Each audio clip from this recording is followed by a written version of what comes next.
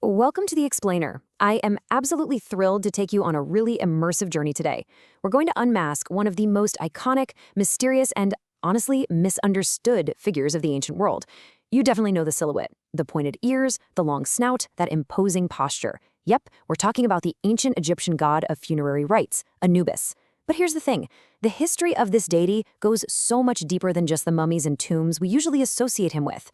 This is a massive story of evolution, survival, and ultimate cosmic justice.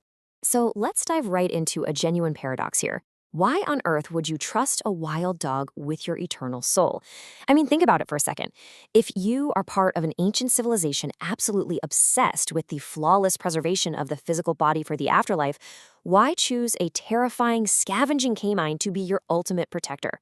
An animal literally known for digging up and consuming the dead. It just doesn't seem to make sense, right? Well, to really wrap our heads around this, we gotta go way back to pre-dynastic Egypt. Before the Great Pyramids, before those deep, elaborate tombs we all know, the dead were actually buried in shallow graves right on the edge of the desert. And they had a very real, very gruesome problem. Wild jackals and dogs coming in from the margins to scavenge. So the ancient Egyptians used this brilliant psychological tactic. They fought like with like. They cleverly flipped a terrifying everyday threat into a symbol of divine protection. They basically said, hey, if you want to keep the wild dogs away, you need the biggest, most powerful dog of all on your side. All right, moving into section 1, the jackal of death and his early identity. You see, back in the Old Kingdom, Anubis wasn't just a god of the dead. He was the supreme god of the dead. And you can really feel his immense power just by looking at his titles. Foremost of the Westerners, because the dead were buried on the west bank of the Nile. Lord of the sacred land, master of secrets. But okay, my absolute favorite, and the one that really captures the awe and terror he inspired, is that fifth one, the dog who swallows millions. I mean, wow, it perfectly sums up his overwhelming, unavoidable authority over mortality. There was absolutely no escaping him. Now, here's something that totally flips our modern biases upside down. When we see Anubis depicted in jet black, our 21st century minds immediately jump to death, darkness, mourning, fear. But for the ancient Egyptians, actually, scratch that. It wasn't about fear at all. That color meant something entirely different. For them, black was the color of the fertile, life-giving silt of the Nile River. It represented regeneration, the discoloration of the corpse after being treated with embalming resins, and this really profound hope of rebirth. So Anubis's black coloring wasn't there to scare you. It was a literal promise that life would continue. Which brings us to section 2, master of embalming and preparing the body. As the immute, a term that roughly translates to he who is in the place of embalming, Anubis was the absolute patron god of mummification. Put yourself in their shoes for a minute. Imagine being an ancient Egyptian, understandably worried about what happens to your physical form after you pass away. Knowing that Anubis, the master embalmer himself, presided over the mummification process, that guaranteed your body would be treated with the utmost respect and perfectly preserved for eternity. It gave people immense comfort. And this expertise isn't just a random job title. It's deeply rooted in the mythology. Legend has it that after the god Osiris was murdered and dismembered by his jealous brothers Set, it was Anubis who stepped up. He helped Isis painstakingly put Osiris back together and embalm him. That very act became the blueprint for all mummification. In fact, human funerary priests would literally wear these heavy, carved wooden wolf masks while performing the rites. They weren't just playing a part. For the duration of that ritual, they were practically stepping into the god's shoes to perform a sacred miracle.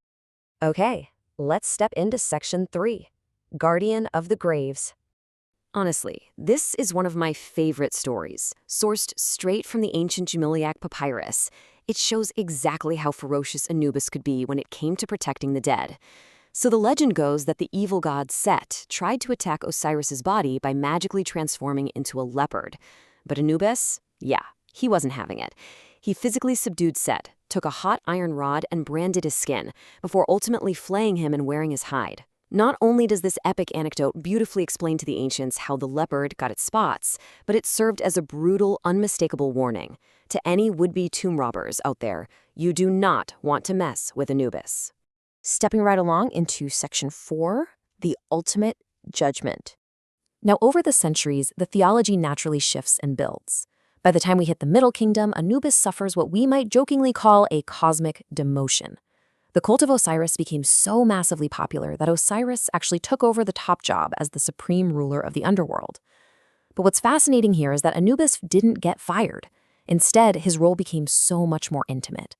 He became the psychopomp, the vital, comforting guide who held your hand and physically led your soul through the scary, dark unknown of the afterlife. And he led you straight to this absolutely critical moment, the weighing of the heart. Walk through this high-stakes cosmic lie detector test with me. Your physical heart, representing every single deed from your life, is placed by Anubis onto his golden scale. Sitting right on the other side is the ostrich feather of Mot, the pure essence of truth and harmony. As the guardian of the scales, Anubis was the ultimate, impartial judge.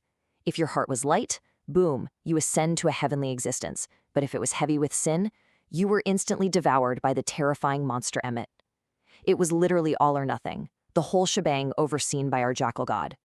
Finally, we hit Section 5, Beyond Ancient Egypt, looking at a shifting legacy. If you try to track Anubis's family tree across the different eras, well, it's all over the map. In the Old Kingdom, he's the son of the mighty sun god Ra. Then, later, he's the son of cow or cat goddesses. Fast forward a bit, he becomes the offspring of Osiris and Isis. And by the Ptolemaic era, his father is Serapis. This just brilliantly illustrates the ultimate adaptability of his myth. It's like a giant puzzle where, as political power shifted and religions evolved, the Egyptians simply updated Anubis's parentage to make absolutely sure he remained a relevant, central figure in their culture.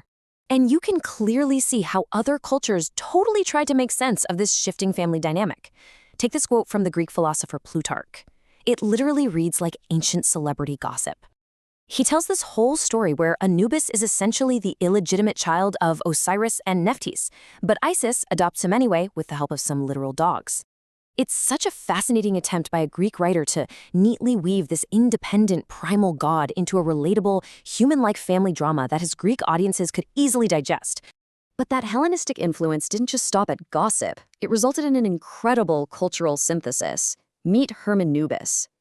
When Greek pharaohs took over Egypt, they kind of looked around and noticed that their god Hermes and the Egyptian god Anubis basically had the exact same gig. They were both psychopomps, guiding souls to the afterlife. So what did they do? They just merged them into one unified deity. The whole center of this cult was a place called Sinopolis, which literally translates to the city of dogs. It was a genius way to unify the beliefs of two very different populations living side by side. Now, it's true that a lot of later Romans and Greeks totally mocked Egyptian animal-headed gods.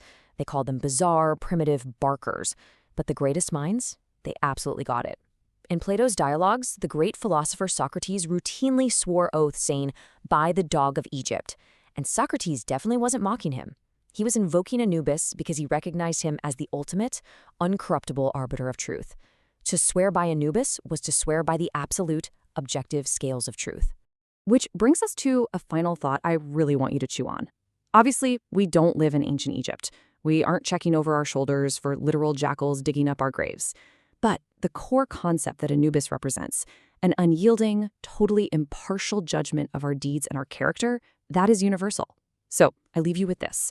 If your own heart was placed on Anubis's golden scale today, right in this exact moment, would the feather of truth rise or would it fall? Thanks so much for joining me for this explainer, and keep questioning everything.